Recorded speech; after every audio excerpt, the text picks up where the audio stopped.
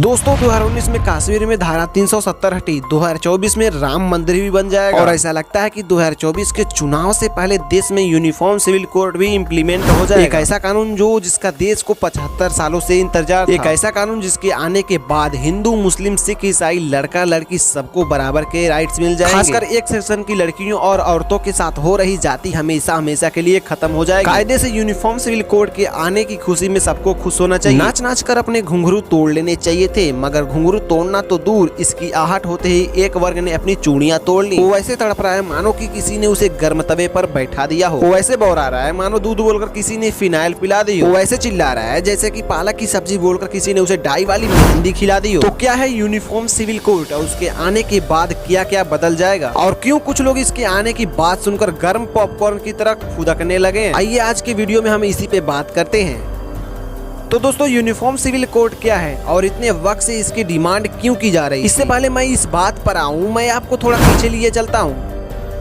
दोस्तों मोटे तौर पर 3 तरह के कानून होते हैं, क्रिमिनल लॉ, कमर्शियल लॉ और सिविल लॉ। और बात यह है कि जब अंग्रेज भारत पर राज करते थे तो मोटे तौर पर उनके 2 ही चीजों पर दिलचस्पी थी। पहली वो भारत को कैसे ज्यादा से ज्यादा लूटे, इसलिए उन्होंने अपने हिसाब से कमर्शियल लॉ बनाया और उसे सबके लिए एक जैसा रखा। उन्होंने क्रिमिनल लॉ भी सबके लिए एक जैसे रखे, मगर उनका इस बात पर कोई इंटरेस्ट नहीं था कि मॉडर्न टाइम के हिसाब से सिविल लॉ कैसा, औरतों की स्थिति कैसी हो, उन्हें कैसे हक मिले, इनमें कोई यूनिफॉर्मिटी है या नहीं। उन्होंने इस पर कोई ध्यान नहीं दिया। मगर आजादी के बाद जब इंडिया का कॉन्स्टिट्यूशन बना तो हिंदू, सिख, बुद्धिस्ट और जैन लोगों के लिए तो लॉ आ गया, मगर उस वक्त की सरकार ने मुसलमानों को इसमें शामिल नहीं किया। एक तरह से शादी, तलाक, उत्तराधिकार के मामले उन्हें खुद अपने मजहब के हिसाब से तय करने का हक दे दिया गया, जिस पर उस वक्त के कांग्रेस के सबसे बड़े नेता JB कृपलानी नेहरू से काफी ज्यादा नाराज हुए। उन्होंने तो नेहरू जी के इस फैसले को सांप्रदायिक तक कह दिया। उन्होंने कहा ऐसा लगता है कि नेहरू सरकार मुस्लिम महिलाओं की स्थिति सुधारना ही नहीं चाहती। उन्होंने कॉमन सिविल कोड लाने की बात की जब बीजेपी का जन्म तक नहीं हुआ था, मगर इन बातों का उस वक्त की सरकार पर कोई फर्क नहीं पड़ा। फिर साहबानो केस हुआ, तब कोर्ट ने पर्सनल लॉ के खिलाफ जाकर एक फैसला लिया, मगर अगेन राजीव गांधी की सरकार ने सुप्रीम कोर्ट के फैसले को ही पलट दिया। इस मामले पर राजनीति होती रही, पर इसी बीच लगातार अदालतें भी कह रही थी कि भैया आप लोग ना कॉमन सिविल कोड लाओ। धीरे धीरे देश की राजनीति में बीजेपी का उदय हुआ। बीजेपी ने कश्मीर से धारा 370 हटाने, अयोध्या में राम मंदिर बनवाने और इसके अलावा इस मुद्दे को भी अपना एक और मुद्दा बनाया। और अब ऐसा लगता है कि इतने सालों बाद आखिरकार यूनिफॉर्म सिविल कोड आ ही जाएगा। अब आते हैं इस बात पर कि यूनिफॉर्म सिविल कोड आएगा तो इससे भैया क्या फर्क पड़ेगा। दोस्तों जब भी कॉमन सिविल कोड लागू होने की बात होती है तो बहुत सारे लोग ये हल्ला करते हैं कि ये मुसलमानों के खिलाफ है, उनके खिलाफ कोई साजिश है, उनकी पहचान छीनने का कोई षड्यंत्र है। जबकि हकीकत यह है कि अगर ये आता है तब इसका सबसे ज्यादा फायदा मुस्लिम महिलाओं और बच्चियों को ही होगा। हिंदू महिलाओं को तो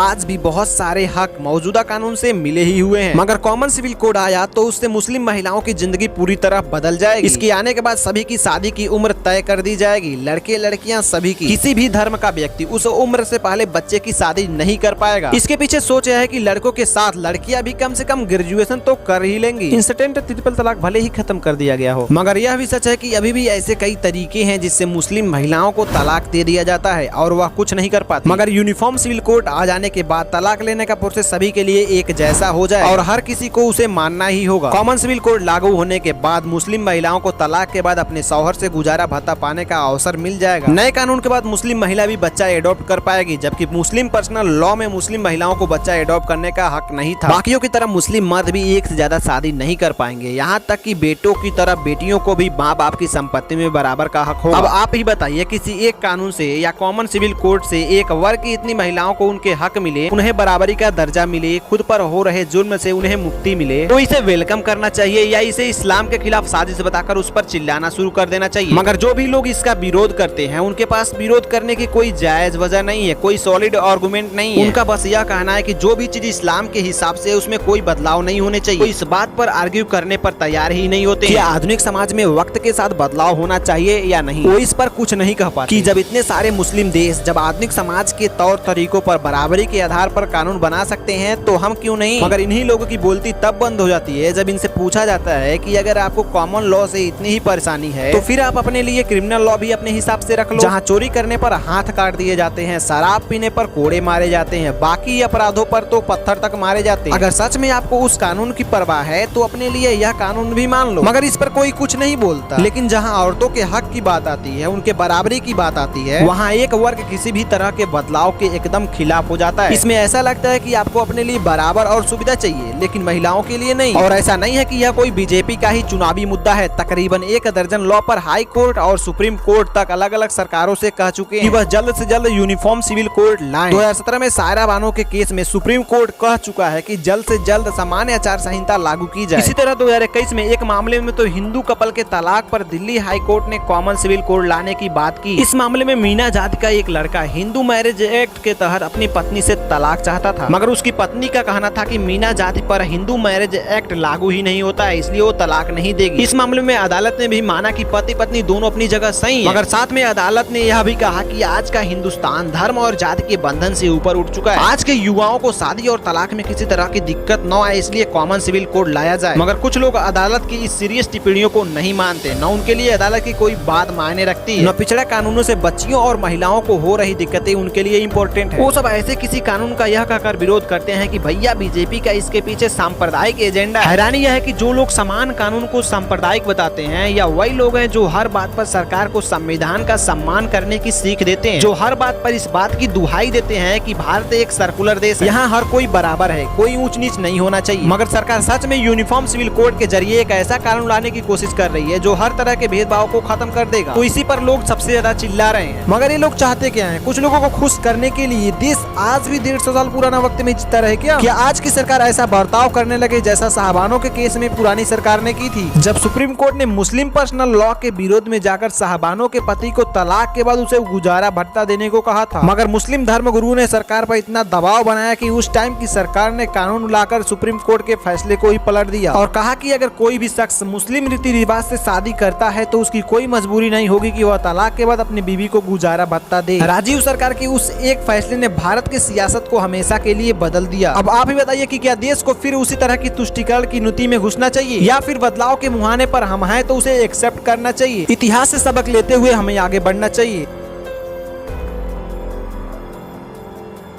मैं पूछता हूँ ऐसा कैसे हो सकता है कि यूँ तो हम हर मामले में मॉडर्न हो गए हैं। हम कहें कि भैया नहीं आज मैं कार से ट्रेवल करने जाऊंगा क्योंकि इससे वक्त बचता है, मैं एसी भी यूज करूंगा क्योंकि इससे गर्मी नहीं लगती, मैं कबूतर की चोंच में चिट्ठी डालकर भेजने के बजाय मोबाइल पर वीडियो कॉल भी करूंगा। अगर मुझे जब मजहबी बात आएगी तो मुझे तकलीफ हो जाएगी, मैं उसे हरगिज नहीं बदलूंगा, चाहे फिर कोई कुछ भी कह ले। दोस्तों आखिर में मैं इतना ही कहूंगा, कोई भी मॉडर्न समाज ऐसे नहीं चलता। कोई भी सोसाइटी जहाँ अलग अलग धर्म और कल्चर के लोग रहते हैं, वहाँ इंसाफ और बराबरी की बेसिक बातों पर एक जैसा ही होना पड़ता है। किसी भी आधुनिक समाज का यह फर्ज है कि किसी भी वर्ग के साथ कोई भेदभाव न होने पाए और हर किसी के साथ बराबरी का सलूक किया जाए। अब ऐसा तो हो नहीं सकता कि अगर वह आपके साथ बराबरी का सलूक करे, मगर जब आपके ही लोगों को बराबरी देने की बात आए तो आप अड़ंगा अड़ा दो और कहो कि मुझसे दूर रहो, यह मेरा निजी मामला है। अगर हमें सच में एक सर्कुलर, मॉडर्न और बराबरी वाला समाज बनाना है तो हमें जरूरी बदलाव करने ही होंगे। अच्छा होगा कि यह बदलाव सबकी राय से हो, सबसे डिस्कस करके हो, एक अच्छे माहौल में हो और ये समझते हुए हो कि इसके पीछे किसी की कोई गलत नीयत नहीं है। अगर यह अप्रोच रखेंगे तो चीजें बदलने में देर नहीं लगेगी। इस मामले में आपकी क्या राय है? कमेंट सेक्शन खुला हुआ है, सो प्लीज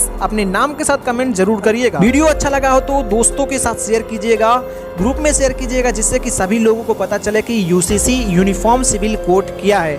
थैंक यू, धन्यवाद, बाय बाय।